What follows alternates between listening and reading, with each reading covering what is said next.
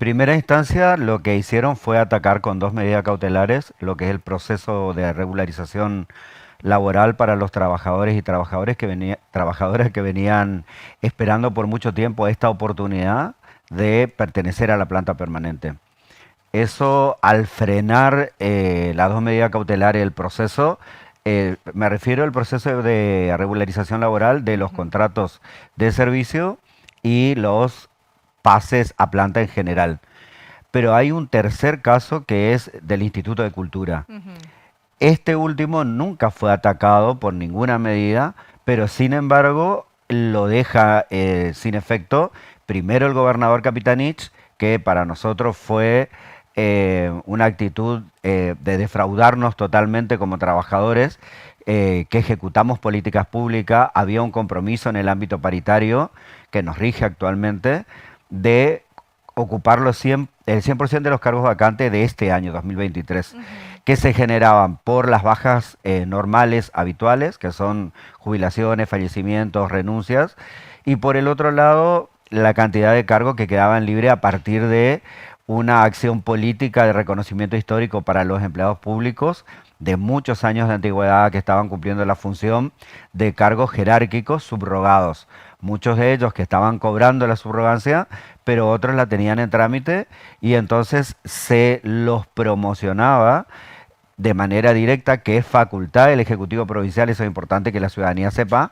El gobernador saliente, como el actual, tienen las facultades de designar en el cargo jerárquico o bien llamar a concurso. Sí. Como eso durante décadas no se hizo, cuando el gobernador Jorge Mitó Capitanich se hace cargo de la conducción del gobierno provincial, es donde comienza a tener vigencia la carrera administrativa. Ujú. Primero se deja de estar intervenido lo que es la Dirección Provincial del Trabajo y se concursa al cargo jerárquico igual que para RPI y registro civil, que no sé si vos recordarás porque sos muy jovencita, pero en el caso de registro civil hubo una demanda de una de las personas que ostentaba el cargo y fue la única que tuvo inconveniente. Pero fue el primer gesto de vigencia plena y absoluta de lo que era una carrera administrativa.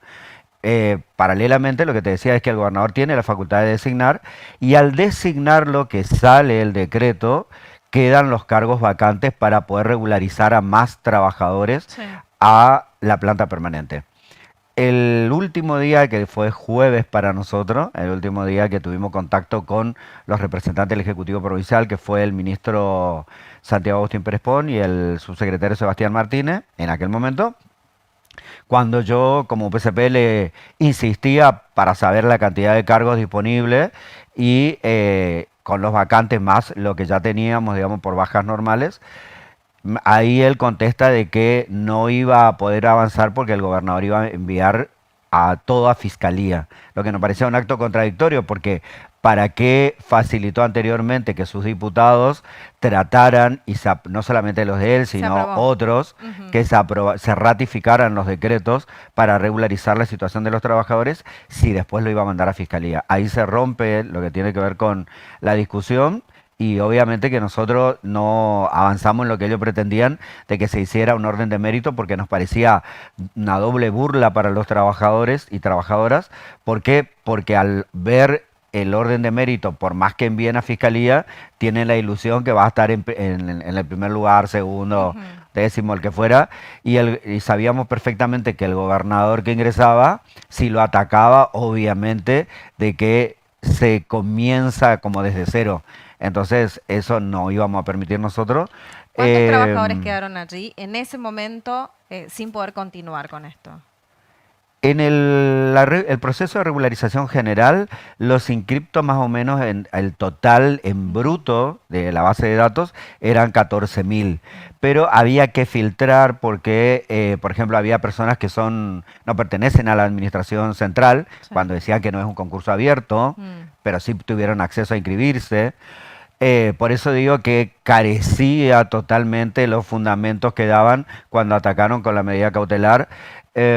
Después había distintos tipos de errores en la inscripción, como personas que lo hicieron varias veces, Mm. entonces eso te suma, te modifica. y no pudimos tener la base de datos filtrada porque también lo que observamos es que evidentemente tenían el visto bueno del gobernador saliente, digo, modernización del Estado, la Dirección General de Recursos Humanos, porque ellos se levantaron de la mesa lisa y llanamente de los 3 concursos, cuando en realidad el del Instituto de Cultura nunca fue atacado. Pero sin embargo, lo que hoy se ve a las claras es que el gobernador Capitanich había dado una orden expresa, o sea, no concluir, digamos, con el proceso. Por eso es lo que nosotros definimos como la gran estafa para todos los trabajadores que sostuvieron y sostienen los servicios públicos. El diputado Olivio Gutiérrez, que ahora también es parte del gobierno provincial, cuando nos recibió, porque nosotros queríamos en la Cámara nos dijeran de por qué el ataque y por qué se definía como inconstitucional, cuando en realidad el propio gobernador actual, Leandro Esdero, en su propuesta como candidato, hablaba, digamos, de la cantidad de trabajadores precarizados que había en la administración pública y que muchos eran de vieja data, más o menos 20 años. Yo tengo esa antigüedad más o menos, compañeros, sobre todo en los hospitales del interior.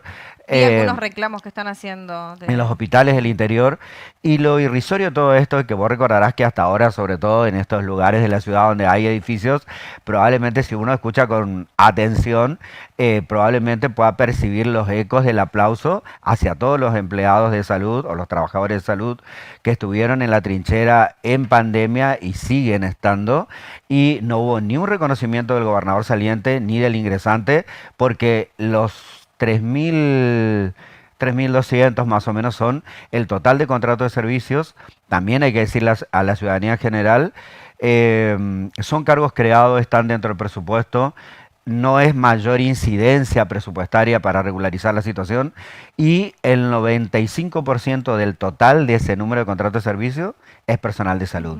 Entonces me parece una bofetada no solamente de Capitanich de un lado, sino del otro lado del gobernador y el gobierno que ingresó hacia los trabajadores de salud. Nosotros estuvimos en la conferencia y lo que manifestaban es que algunos trabajadores manifestaban que hay personas que nunca trabajaron, por ejemplo, que estaban incluidas en esto para poder pasar a planta. ¿Esto es así? ¿Ustedes estuvieron revisando la lista? Mira, con respecto a lo que tiene que ver con la base de datos de contrato de servicio, vuelvo a repetirte, o sea, los que tienen las facultades de hacer el cruzamiento de datos y demás, es Modernización del Estado y Dirección General de Recursos Humanos.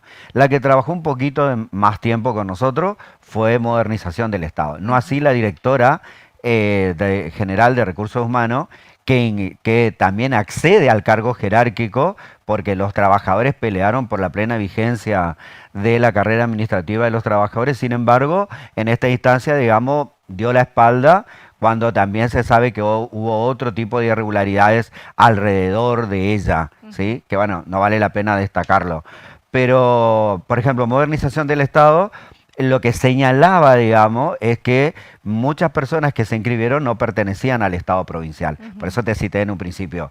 Sí, se refieren a eso, ¿sí? Pero cuando se hace el cruzamiento de datos real y definitivo, obviamente que todas las personas que no reúnen los requisitos son apartados. Yo te estoy hablando de ese número, del bruto de la base de datos, no digamos del filtrado, porque nunca se llegó a hacer eso, porque, vuelvo a repetirte, era facultad de estas dos áreas, donde el gobernador de la provincia saliente, Jorge Milton Capitanich, tenía el poder de exigirle a esos organismos técnicos de que se sentaran a la mesa y dieran cumplimiento a lo pautado en el ámbito paritaria.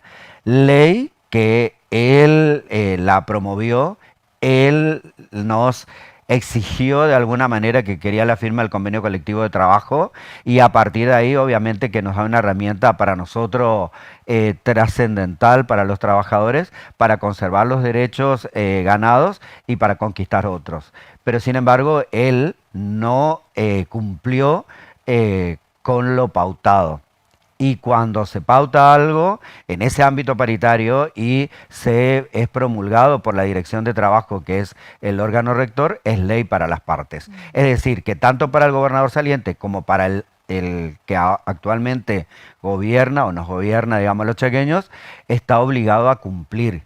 que también había un dato erróneo, porque decía el gobernador Capitanich sacó los decretos para los pases a planta. No, el gobernador Capitanich en ese momento lo que hizo fue dar cumplimiento a lo que se acordó o se pautó en el ámbito paritario. El Ejecutivo Provincial con los 3 sindicatos con personería gremial, ATE, UPCN y UPCP. ¿Ustedes pudieron tener alguna reunión luego de esta comunicación en cuanto a que van a pasar un año de revisión en lo que son los pases a planta? Es que ellos están, perdón, ellos están incurriendo en un hecho totalmente irregular. Digo, desde el gobernador para abajo. Primero, digamos, porque no respeta el ámbito paritario. Con una doble obligación. Tanto el gobernador como el señor Livio Gutiérrez, que hoy conforman el gobierno provincial, hasta hace poco eran diputados provinciales. Es decir, trataron las leyes, las sancionaron y obviamente que quiero creer yo que tienen que tener la moral y la responsabilidad suficiente para dar cumplimiento al espíritu de la misma. Digo esto en el caso de la ley de paritarias. Entonces, nada, me parece que lo que están incurriendo son ellos.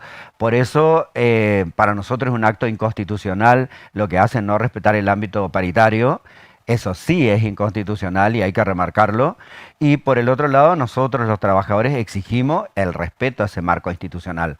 Por eso se pidió audiencia al gobernador de la provincia, porque no fue convocado ninguna de las entidades sindicales con personería gremial a poder revisar lo que ellos dicen, cada acto que se pautó en el ámbito paritario, porque lo dicen claramente en el decreto 1323. Sin embargo, en ningún momento mencionan o notificaron a las entidades para que participen, digamos, de la revisión de todo y cada uno de esos actos. Si es que existe la posibilidad de darlo de baja, digamos, que nosotros no lo consideramos así, o sea, y vamos a exigir el respeto a cada uno de los puntos pautados en ese marco de paritarias. Por eso se pidió la audiencia al gobernador de la provincia, le pidió también al ministro de lo que es economía, porque también se están quedando con la cuota sindical. Eso no es dinero de ellos, o sea, es dinero que los trabajadores aportamos. Entonces, la verdad, este tipo de actitudes demuestran la falta de respeto que tienen no solamente hacia los trabajadores, sino a las instituciones.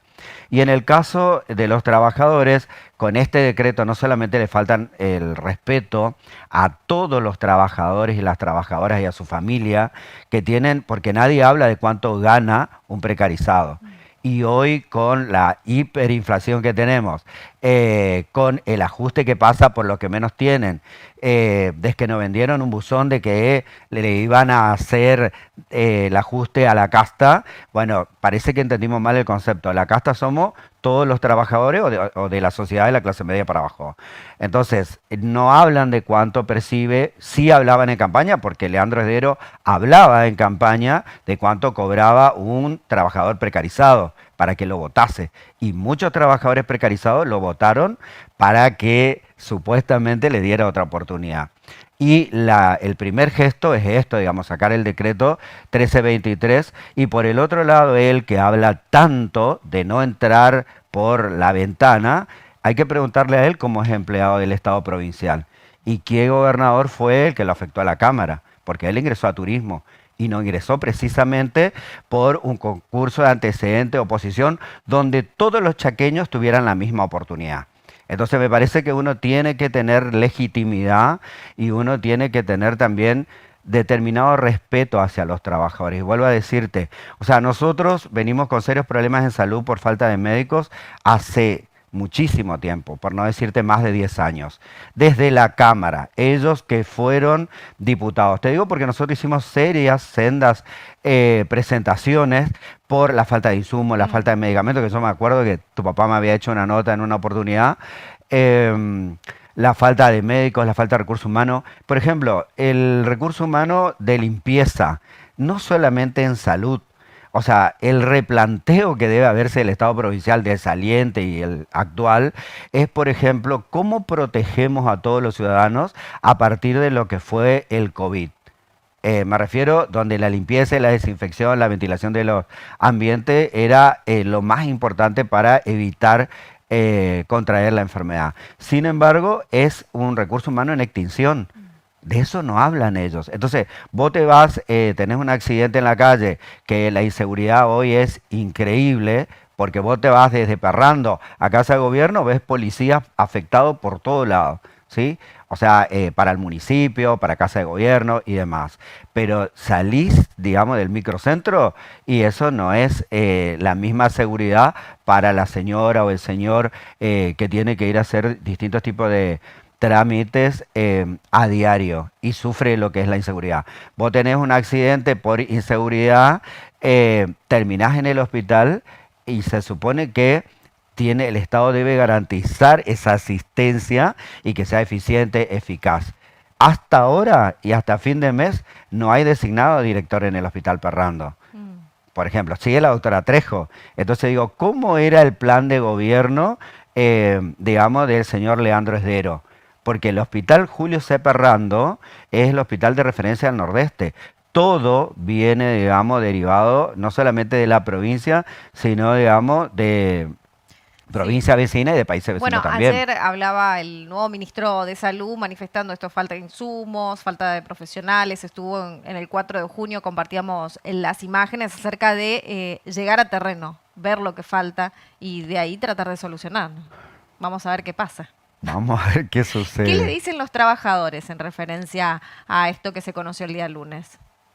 Con respecto a los pases a planta. A los pases a planta. Yo creo que los trabajadores quedaron totalmente desorientados, esa es la palabra, me parece más adecuada. Primero consideraron que el sindicato le falló, en realidad no es el sindicato, somos los sindicatos con personería gremial, los cuales los tres fuimos testigos de la sorpresa. En mi caso como PCP, en verdad vuelvo a repetirte, es una desilusión tremenda, porque consideramos que con el gobierno saliente había comenzado un proceso de a construir una realidad distinta hacia adelante, ¿sí?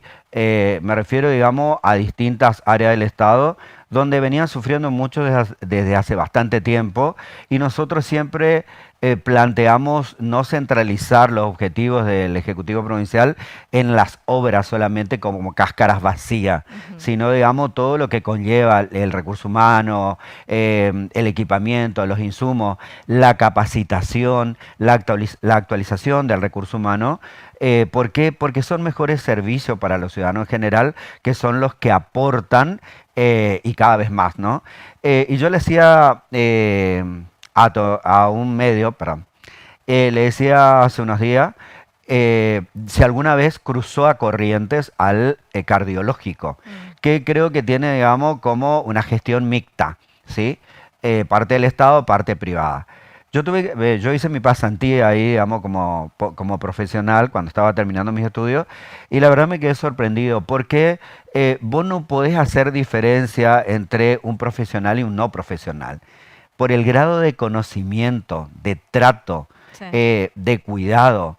Entonces yo sueño con una cosa así para nuestro Chaco, porque creo que nos merecemos. El Hospital Julio C. Parrando no ha sido actualizado en su infraestructura en los últimos 30 años de acuerdo a la demanda y el crecimiento poblacional.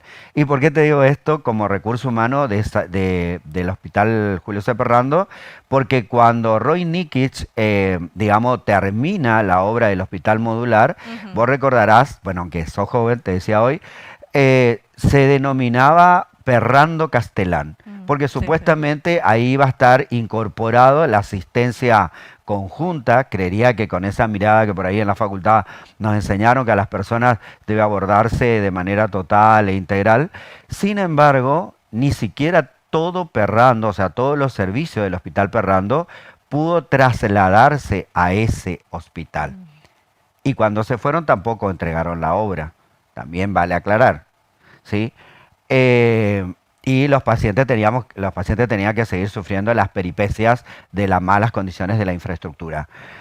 Lo que te quiero decir es, ¿por qué en los últimos 30 años no se creó la ciudad sanitaria, que también fue un eslogan en su momento político?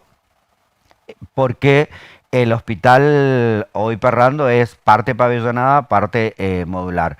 En el caso del modular, nunca cubrió las expectativas ni siquiera de Hospital Parrando. Ni en infraestructura, ni en recurso humano con respecto a la capacitación y la actualización. Porque en aquel momento el eslogan también, digamos, de la Unión Cívica Radical que gobernaba era que ninguno de los que no fuéramos profesionales podíamos ser parte del equipo o staff del hospital modular. Por eso yo terminé mi secundario después de los 30 años muchos de nosotros terminamos también la facultad. Lo que quiero decir es que a través del tiempo, porque en la actualidad sigue siendo así, o sea, el trabajador se capacita por su propio esfuerzo, por sus propios recursos. Hoy en el ámbito paritario se creó lo que es la Comisión de Capacitación y tiene un presupuesto propio. Por primera vez iba a existir esto que te digo, de que vos o cualquier ciudadano que fuese a cualquier unidad de servicio público, el trabajador tuviera otras herramientas para resolverle los inconvenientes o el planteo que tenga la persona, y en el caso de salud, ni hablar. O sea, poder ser un abordaje totalmente completo. Fíjate que en este momento, por ejemplo, está haciendo estrago el dengue, tampoco hablan. Sí, exacto. Tampoco hablan. Sí, están cambiando de...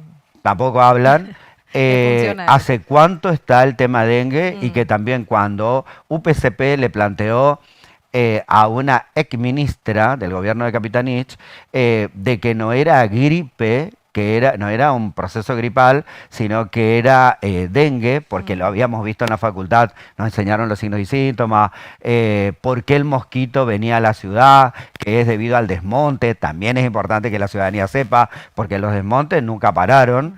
Y sin embargo, ahora con las inundaciones y demás, se supone que cada gobierno tiene sus asesores y que tienen una mirada hacia adelante y se anticipan a los problemas o a los conflictos. Hoy, por ejemplo, el Hospital de Villa Ángela tiene 0 insumo, 0 profesionales médicos, prácticamente, o sea, muy poquito, que no alcanza a cubrir lo que tiene que ver con las guardias y la demanda normal y habitual. ¿Cuál es el problema? Que quiero creer que este gobierno también se anticipó.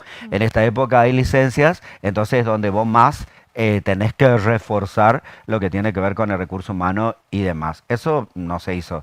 Y lo que me planteaban mis compañeros es que la cantidad de infectados por dengue es impresionante. Ni hablar lo que sufre las personas, digamos, una vez que lo contraen. Exactamente, así que vamos a ver si, bueno, se puede replantear esto. Desde los municipios están realizando un combate descacharrado, pero también tiene que ver los profesionales de la salud. Luego, hoy debería existir la vacuna gratuita para todos desde el Estado provincial, pero probablemente para Milei ni para nuestro gobernador eso esté en el esquema, digamos.